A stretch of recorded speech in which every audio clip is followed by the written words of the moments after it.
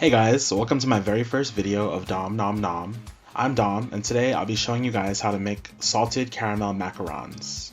If you've never heard of macarons, they're French almond meringue cookies sandwiched together with a delicious filling. Today we'll be making our own salted caramel from scratch, and I'll be using that to flavor our buttercream. Now macarons can be really temperamental, but I'll give you guys a step-by-step method on how to get the best results. So let's get started. In a medium bowl, sift together 3/4 of a cup of almond flour or almond meal and 1 cup of powdered sugar, also known as confectioner's sugar or icing sugar. Now if you can't find almond flour, you can go ahead and grind the almonds yourself until it's very fine. Once your dry ingredients are sifted, give them a stir and set aside for later. Now onto our meringue. In a large bowl, separate 2 egg whites. Remember that if you get even just a little bit of yolk into your whites, you have to start again because your whites won't whip up properly. Make sure your egg whites are at room temperature so you'll get the most volume. Start out on low speed until your whites are foamy, then bring it up to high speed until they become opaque. Now you can add half of your 1/4 cup of granulated sugar and a pinch of cream of tartar. The cream of tartar will help stabilize your egg whites, but if you don't have it, don't worry about it. Keep beating until you've reached soft peaks and your meringue has doubled. Add in the last of your 1/4 cup of sugar and beat until you've reached stiff peaks. Your meringue should be stiff and glossy, leaving a peak when you turn over your beater.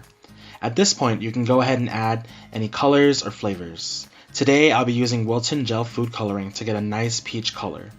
I really recommend using gel food coloring instead of liquid drops, that way you don't mess up the consistency of your meringue. Now that our meringue is done, it's time to start the macaronage process. Carefully empty all of your dry ingredients into the meringue and start folding. You want to scrape the sides of the bowl and fold the batter onto itself until it's just combined. Here's where it can get tricky. You want to keep mixing your batter and remove some of the air until it flows off your spatula like lava or thick cake batter. Once you reach this ribbon stage, stop mixing.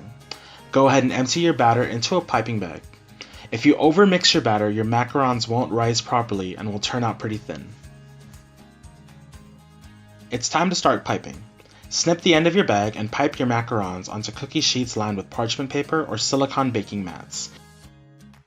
Here I'm using silicone mats with circle templates printed on them, which I got from Amazon. A quick tip for getting round shells is to pipe straight down until you reach that perfect circle. You should get anywhere from 40 to 50 shells or 20 to 25 sandwich cookies, depending on how big you make your macarons. You're going to let these sit for about an hour until the shells dry out. What this does is it allows steam to escape from the sides, letting the macarons rise to get those pronounced feet.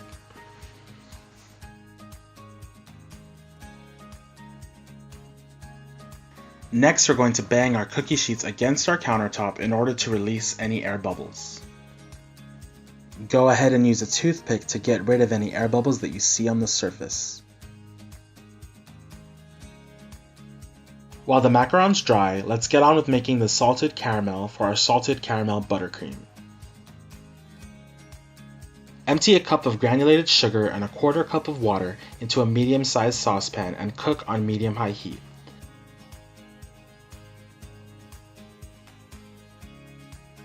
The #1 rule of making caramel is to not stir, or else the sugar will crystallize. If you do see some crystals forming on the sides of the pan, go ahead and pop on the lid and let the steam wash them away. Cook your sugar mixture until it turns a deep amber color. This next part goes really fast, so you want to make sure to have all your ingredients portioned out and ready to go.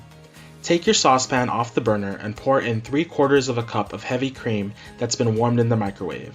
It will bubble up, so leave it alone for a few seconds before whisking to combine before adding in a teaspoon of salt. If your caramel seizes up, just put it back on the heat and cook until the sugar dissolves.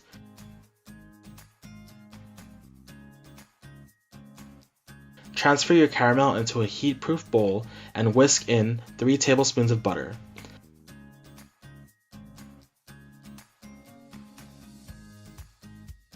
Place it in the fridge and allow it to thicken slightly. The caramel is perfect on ice cream or brownies, pretty much anything that needs a salty sweet kick. Now let's finish off our buttercream. In a large bowl, beat 3/4 of a cup of softened butter for about 5 minutes until it's pale white and fluffy.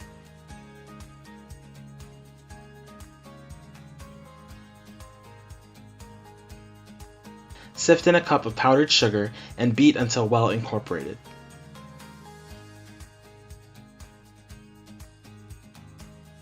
Finish it off with half a cup of our delicious salted caramel.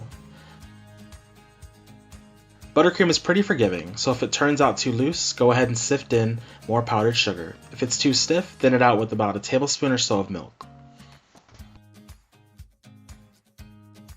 When your macarons are done drying and the tops don't stick to your finger, you're ready to bake them in a 320-degree oven for about 17 minutes. Don't open the oven door or rotate the tray or else they won't rise properly. Now that your macarons are done baking, let them cool completely before removing them from the tray. If your macarons are sticking to the tray, that means they need to be baked longer. Go ahead and pair up your similarly sized macarons and get on with piping. Fill a piping bag with your buttercream and pipe a small dollop on your macarons, just enough so that when you sandwich them, you get a nice band of filling between the shells.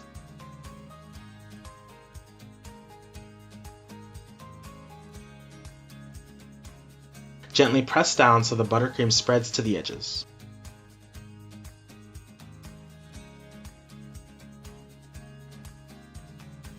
And there you have your perfect and delicious salted caramel macarons.